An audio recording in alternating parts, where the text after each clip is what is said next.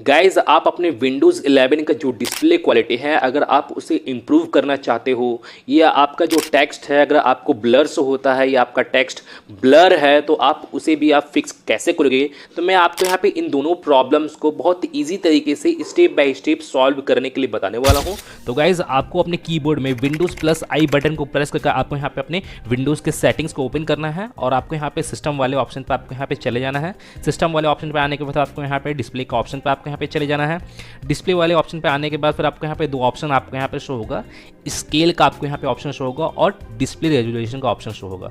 तो आप इसके राइट साइड क्यों आओगे तो यहाँ पे सबसे पहले स्केल वाले ऑप्शन पे आपको यहाँ पे रिकमेंड में जो भी ऑप्शन आपको यहाँ पे शो होता है रिकमेंड में, तो आपको उसी रिकमेंड वाले ऑप्शन को आपको यहाँ पे सेलेक्ट करना है। अगर आपका इन केस करेंटली अगर आपका विदाउट रिकमेंड वाला ऑप्शन अगर आप यहाँ पे सेलेक्ट कर रहा है तो आपको यहाँ पे तब भी आपको रिकमेंड वाला ही ऑप्शन को आपको यहाँ पे सेलेक्ट करना है।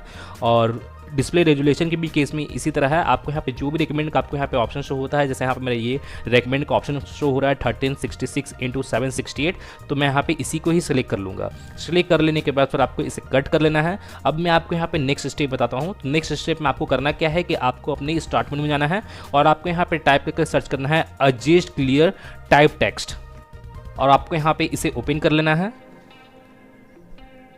ओपन होने के बाद अब आपको यहाँ पे इसे नेक्स्ट करना है, देन नेक्स्ट, और आपको यहाँ पे जो भी टेक्स्ट अगर आपको यहाँ पे क्लियर दिखता है तो आपको उस टेक्स्ट को आपको यहाँ पे अपने अकॉर्डिंग यहाँ पे सिलेक्ट कर लेना है। जैसे मैं यहाँ पे ये पहले वाले टेक्स्ट को यहाँ पे ही सिलेक्ट करके मैं इसे नेक्स्ट करता हूँ।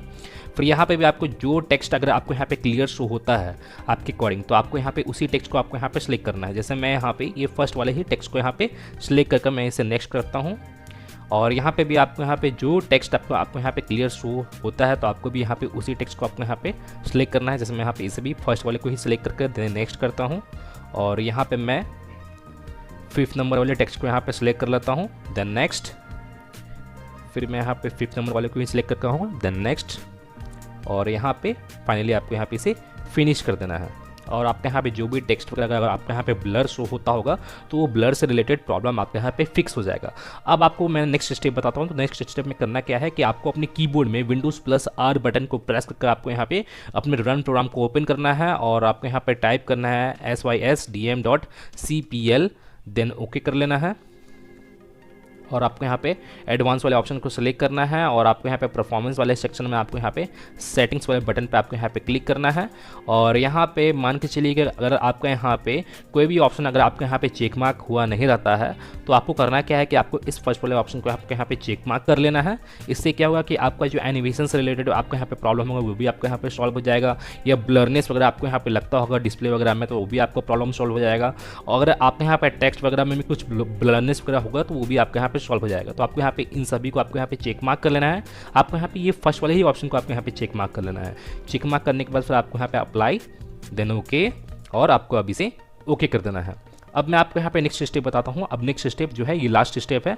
तो करना क्या है कि आपको अपने स्टार्ट मेन्यू पर राइट क्लिक करके आपको यहाँ पे डिवाइस मैनेजर को आपको यहाँ पे ओपन करना है। ओपन करने के बाद फिर आपको यहाँ पे डिस्प्ले का आपको यहाँ पे ऑप्शन होगा डिस्प्ले अडोप्टर का, जैसे आप यहाँ पे देखोगे तो आपको इस ऑप्शन पे जाना है। और यहाँ पे डिस्प्ले अडोप्टर में मेरे यहाँ पे इंटेल एचडी ग्राफिक्स 5500 शो हो रहा है। ये मेरे सिस्टम में इंटीग्रेटेड ग्राफिक्स जो लगा हुआ है वो यहाँ पे शो हो रहा है, उसका ये ड्राइवर आपको यहाँ पे शो हो रहा है। अगर आपके सिस्टम में डेडिकेटेड ग्राफिक्स कार्ड वगैरह लगा हुआ है, जैसे फॉर एग्जांपल एनवीडिया का लगा हुआ है या AMD रेडियन का लगा हुआ है, तो आपको यहाँ पे वही शो होगा। तो आपको करना क्या है कि जो भी ऑप्शन आपको यहाँ पे शो होता है, जिस भी कंपनी का आपको यहाँ पे ग्राफिक्स शो होता है, तो आपको करना ये है कि आपको उसे अपडेट कर लेना है। आपको इस पर राइट क्लिक करना है, अपडेट ड्राइवर पे क्लिक करना है और यहाँ पे सर्च ऑटोमेटिकली फॉर ड्राइवर्स पे क्लिक करके आपको यहाँ पे इसे अपडेट कर लेना है। और आपके यहाँ पे ड्राइवर वगैरह आपके यहाँ पे अपडेट नहीं होगा तो वो आपके यहाँ पे अपडेट हो जाएगा। मेरे केस में यहाँ पे ऑलरेडी इंस्टॉल्ड है, ऑलरेडी अपडेटेड है, तो मैं यहाँ पे अब इसे क्लोज कर लेता हूँ। और आप यहाँ पे जब भी ड्राइवर को आप यहाँ पे अपडेट कर रहे हो तो आप यहाँ पे इंटरनेट कनेक्शन अपना यहाँ पे चेक कर लीजिएगा, मेक श्योर कर लीजिएगा कि आप यहाँ पे इंटरनेट कनेक्शन कनेक्ट है कि नहीं। यहाँ पे जैसे मेरा वाईफाई वगैरह कनेक्ट है, जैसे आप यहाँ पे देख सकते हो, तो आप यहाँ पे चेक करने के बाद ही आप यहाँ पे उस ड्राइवर को आप यहाँ पे अपडेट कीजिएगा। और गाइज अगर आप अभी तक मेरे अनदर सोशल मीडियाज़ को फॉलो नहीं किए, ज्वाइन नहीं किए, तो जल्दी से जाकर ज्वाइन कर ले, फॉलो कर ले, क्योंकि मैं वहाँ पे बहुत सारा वीडियो कंटेंट और बहुत सारा इंपॉर्टेंट सॉफ्टवेयर वगैरह डालता रहता हूँ जो आपको हमेशा काम में आएगा। और आपको सभी का लिंक मेरे इस वीडियो के डिस्क्रिप्शन में देखने को मिल जाएगा। तो गाइज मैं फिर मिलता हूँ नेक्स्ट वीडियो में। Till then and bye bye. और एक बात और, सब्सक्राइब बटन पे 2-3 फैट लगा दीजिएगा जिससे सब्सक्राइब हो जाए और घंटी वंटी गिर जाए।